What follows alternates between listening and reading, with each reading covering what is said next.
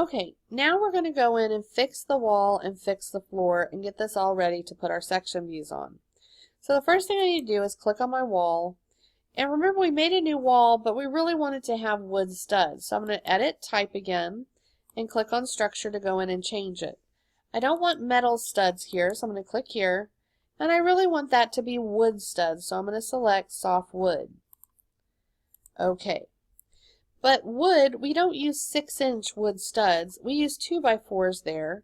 And I'm going to click here to change the size. But a 2x4, even though that's the name of it, is not really 4 inches wide. It's really 3.5. Because 2x4 is the size it is when it's green, and when they dry it out, it shrinks up some. So a 2x4 is actually 3.5 inches. While we're fixing stuff, 3/4 inch plywood is actually very thick, and we're going to change this to 0.5 inches as well.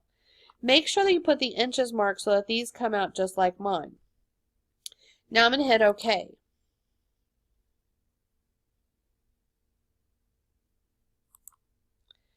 Notice it changed the size of the wall, but it kept this line up properly because we used the Align tool earlier. I also want to go in and change the floor. And I'm going to do Edit Type. And we're going to change this to just a concrete slab for the floor. So I'm going to do Duplicate, New Floor, and hit OK, and change the structure. I want to take off the oak flooring because that's kind of fancy floor for a little shed, and hit Delete. And I'm going to take and change this plywood, and I'm just going to change it to concrete. I click on there, find concrete, cast in place gray, that's what we want, hit OK. And I want to change this to be I want this to be just a 6-inch slab, so I'm going to put 6 inches. Then I don't need this extra little line here, so I'm going to get rid of this, hit Delete. Now I have just a plain 6-inch concrete slab. That's all I need here, so I'm going to hit OK, OK, and it fixes my slab. So now I have just a plain concrete slab, I've got my walls fixed, and I have my roof. Now I'm going to do some annotations on here. I'm going to add what all these little layers are, so I need to go to the Annotate tab. Hopefully that makes sense. And I'm going to take and turn off my shaded and put it back on wireframe because it'll be easier for us to see all our layers there. Make sure you are on Fine at this point so you can see what you've got. Everything is the way we set it up, but we don't have any insulation showing, and we do want insulation because it's hot here in Texas. To add insulation to look like insulation, it's right here. And when I click on it, I can now add it to my wall and my roof. If you get the little box, that means you're in line on this part. And I want to be centered using the little dashed line there. So box and centered. And now I can make my insulation go up this wall. I want it to go all the way up to the edge right there. And then I also want to put some insulation to my roof. This is putting it from the midpoint here over there.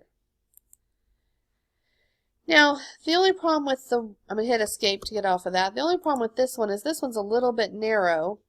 So I want to go in and change this one a little bit. I don't want it to be 3.5. I want this one to be, let's try 6 inches. Now it looks better, and I'm going to center mine up just a tiny bit there. So now this looks correct with my insulation there and here.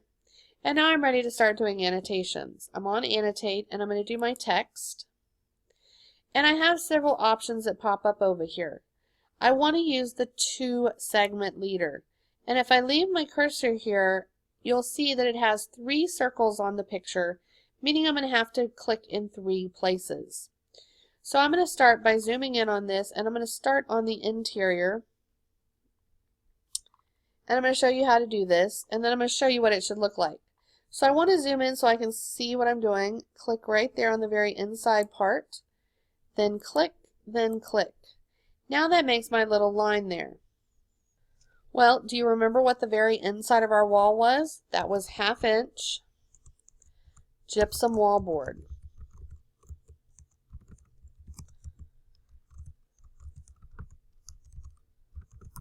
Notice it's all capital letters, and when I hit enter, oh, I don't want to hit enter, I just want to click off of it, it pops it out in the right place over there.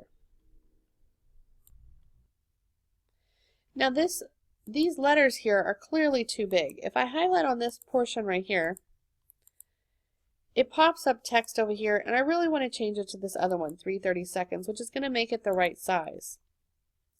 I can also adjust this line because this is now not the proper size.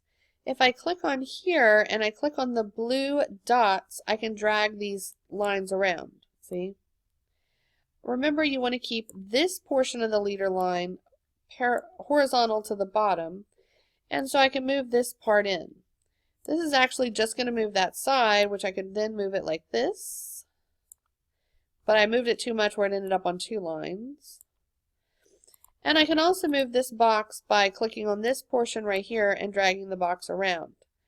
In the end, a few things you want to remember about leader lines and boxes. This portion right here should be pretty short. So I want it to be about that long, and I want this portion to be horizontal. I want all of the lines, this portion of all of the lines, to be roughly parallel. So when I start to make my next one, and I go to text, first of all, before I start, I can change this over to the right size of text. Then when I'm on this one, I can choose where I want to put it. And as I click, notice it gives me a little dash line so that I know I'm lined up. I want to make these 2 portions here parallel, so about there looks parallel. And then I can also get this little dash line so I'm in the right spot. Next label. You're going to put the right words on here. When I click off of it, it pops it over in line. These should in fact, be lined up as we go. And notice I can take this one and it'll move it over wherever I want so that they end up lined up. I'm going to give you, if you ask Ms. Simpson, she'll give you a handout that has all the labels that should be going on here so you can finish doing this up on your own. Okay, that's it for putting labels.